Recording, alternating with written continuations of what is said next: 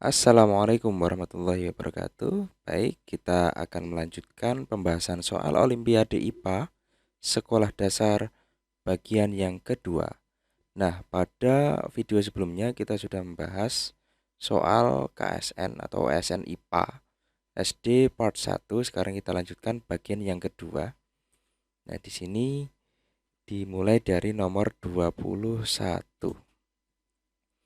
Nah, di sini pertanyaannya adalah dalam rantai makanan yang bertindak sebagai produsen. Nah, di sini ada istilah produsen. Apa itu produsen? Produsen adalah si pembuatnya. Sementara si pembuat ini atau produksi ini, hasil produksi dari produsen ini akan dimakan atau digunakan oleh si konsumen. Nah, yang menjadi sumber makanan dari hewan maupun manusia adalah tumbuhan hijau. Selanjutnya, nomor 22. Hewan yang mengalami metamorfosis tidak sempurna. Kita cari yang sempurna dan yang tidak sempurna yang mana. Nah, di sini kita dapatkan metamorfosis sempurna terjadi pada kumbang, lalat, semut, lebah, dan teman-teman yang lain. Yang tidak sempurna ada di kecoak, belalang, irwig, capung, kepik, dan jangkrik. Nah, di sini kita dapati bahwa di sini yang dicari tidak sempurna. Kecoak ada di A, belalang ada di A, jangkrik juga ada di A. Jadi jawabannya ada di sini semua sehingga jawabannya adalah A. Nomor 23. Kadal berkembang biak secara bagaimana? Nah, kita perlu tahu dulu kadal itu berkembang biak dengan cara ovovivipar. Kan ada ovipar, ada vivipar. Nah, ini gabungannya ada ovi, tapi karena digabung menjadi ovo dan vivipar. Ovovivipar. Maksudnya apa? Nah, hewan ini berkembang biak dengan cara bertelur dan beranak. Apakah ada kadal yang bertelur dan ada kadal yang beranak? Tidak. Maksudnya bertelur dan beranak ini terjadi pada satu hewan tersebut. Nah, di keterangan ini umumnya embrio berkembang di dalam telur. Jadi calon anak kadal itu nanti akan berkembang dalam telur. Tapi telurnya itu tidak dikeluarkan dan tetap berada di dalam tubuh induknya. Nah, kemudian sampai telur itu menetas tetap berada di induknya. Setelah menetas, baru individu kadal tersebut akan keluar dari tubuh induknya atau lahiran. Ya, kalau manusia kan disebutnya lahiran. Jadi, telur dierami dalam tubuh induknya, setelah menetas akan dilahirkan. Jadi, bertelur dan menetas. Kemudian dan melahirkan sehingga disebut dengan ovovivipar. Nomor 24, ukuran asteroid itu lebih kecil dibandingkan dengan planet. Nah, pertanyaannya ada di sini. Asteroid mempunyai orbit berada di antara planet apa dan apa? Kita perlu tahu bahwa asteroid itu tersebar di seluruh bagian langit. Namun yang paling banyak terdapat di sabuk asteroid yaitu di antara orbit planet Mars dan Jupiter ya. Jadi memang tersebar di seluruh bagian langit. Namun di sini yang paling banyak. Nah, ini yang paling terkenal itu ada di antara planet Mars dan Jupiter karena jumlahnya di situ tercatat bahwa di sabuk asteroid ini ya, bentuk orbitnya itu kita sebut dengan sabuk asteroid, jumlahnya itu sampai 750.000 asteroid. Banyak sekali. Jadi Mars dan Jupiter jawabannya ya. Nomor 25. Tumbuhan yang bunganya terdiri atas benang sari tok. Benang sari saja atau bunganya terdiri dari putik saja disebut apa? Disebut dengan bunga tidak sempurna karena bunga tidak sempurna itu yang hanya memiliki satu organ reproduksi, entah benang sari saja atau putik saja. Nomor 26, alat transportasi, maksudnya alat transportasi itu adalah alat peredaran darahnya ya, bukan transportasi jalan-jalan, naik bis ataupun naik kereta api, bukan. Pada insekta, pada serangga ini berupa apa? Berupa jantung pembuluh ya. Bukan pembuluh jantung tapi jantung yang merupakan pembuluh. Itu adalah alat transportasi insekta. dalam peredaran darah yang terbuka, artinya darahnya tidak mengalir dalam pembuluh darah. Nah, itu dia menggunakan jantung pembuluh. Oke, lanjut nomor 27.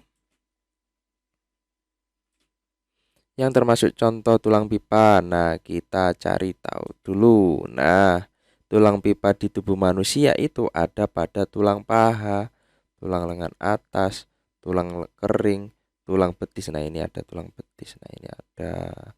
Kemudian ruas-ruas jari tangan, ruas-ruas jari kaki, tulang hasta, ini ada hasta dan tulang pengumpil. Jadi jawabannya nanti D.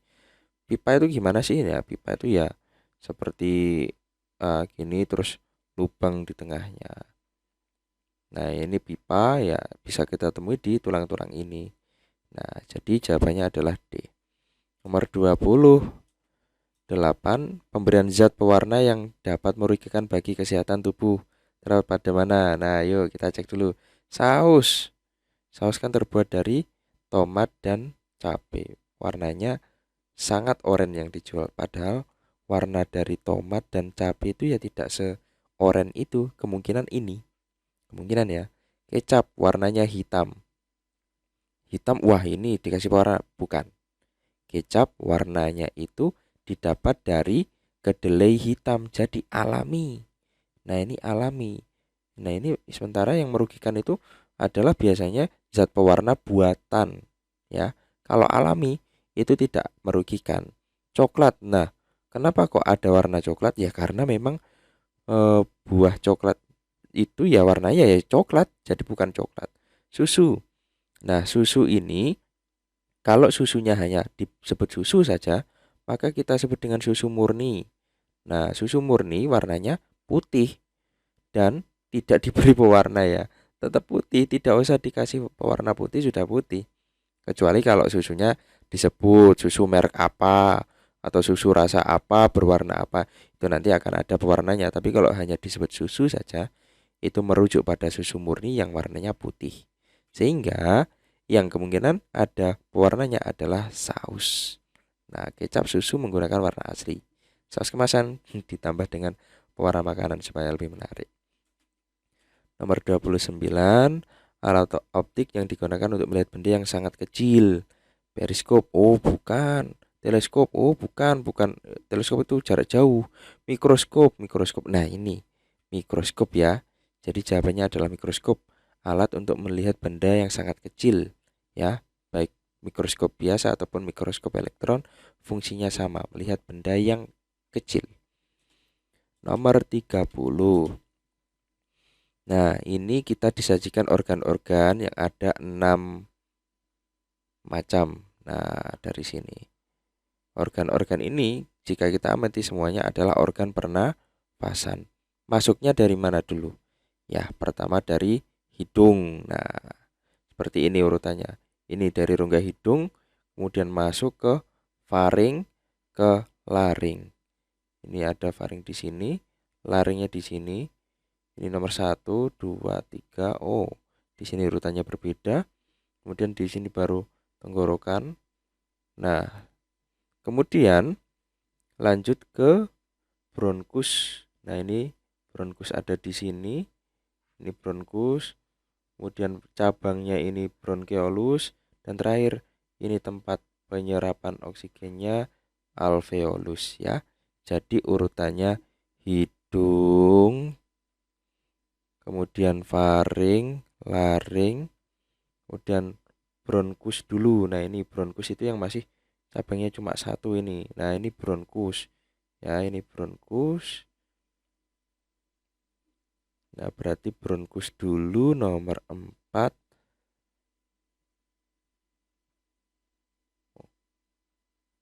Maaf, tenggorokan dulu nomor 4, ini nomor 5. Kemudian terakhir ada di alveolus nomor 6. Nah, jadi urutannya adalah itu dia. Jalan sendiri.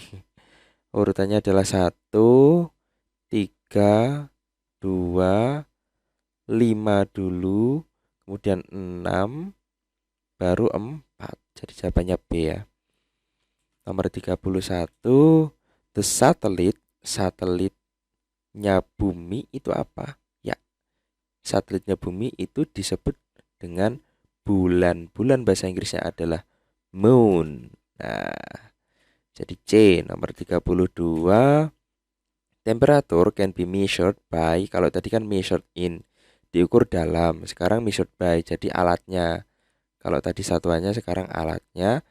Alat pengukur temperatur adalah yang biasa digunakan, baik itu termometer badan. Nah, itu biasanya disebut dengan termometer. Termometer ya.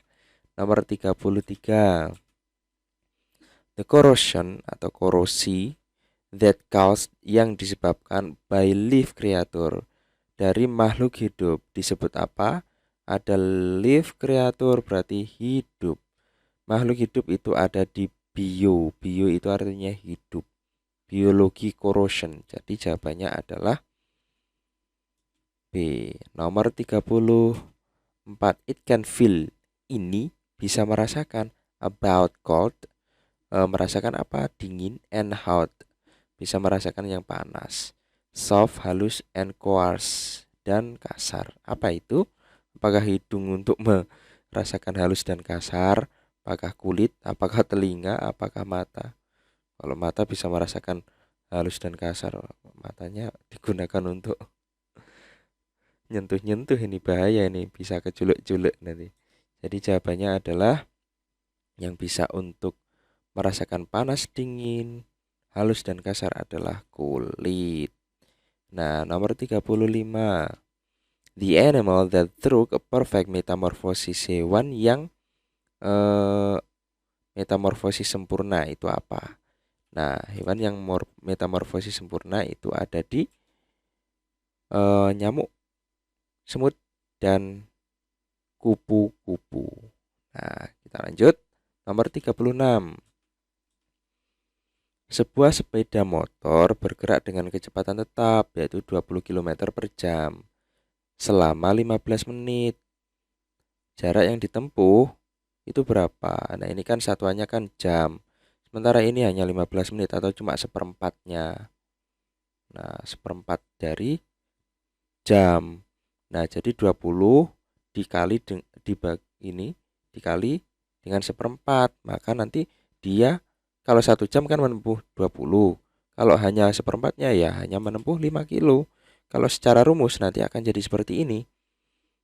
Nah, rumusnya adalah jarak itu S itu adalah, nah ini S-nya sama dengan jaraknya ya, jarak yang ditempuh, sama dengan V-nya sama dengan 20 kilo per jam kan, kilo per jam. Kemudian waktunya itu, karena waktunya itu kan dalam jam, sementara 1 jam sama dengan 60 menit. Nah, sementara dia itu tidak sampai 60 menit, hanya 15 menit. Jadi 60 dibagi 15 sama dengan 4 seperempat, hanya seperempatnya. Jadi jaraknya adalah 20 dikali 0,25 atau seperempat. 0,25 sama dengan seperempat. 20 kali 0,25 sama dengan 5 km. Jadi jawabannya adalah A. Nomor 37.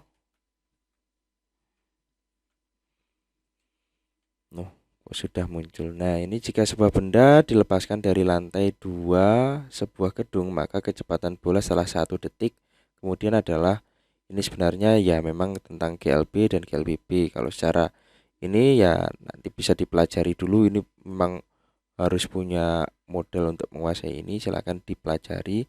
Ini yang banyak hanya definisi-definisinya aja kok. Nah, yang perlu diketahui, percepatan gravitasi itu 9,8 meter. 9,8 meter itu per apa? Per detik. Jadi dalam detik pertama percepatannya adalah segini. Dalam percepatan detik yang kedua nanti sudah berbeda lagi. Nah, ini pertanyaannya adalah di dalam detik pertama. Jadi sebenarnya tidak usah dihitung. Yes, 9,8 dikalikan dengan 1 detik, ya sudah 9,8 meter per second. Nah, kita lanjut nomor 38.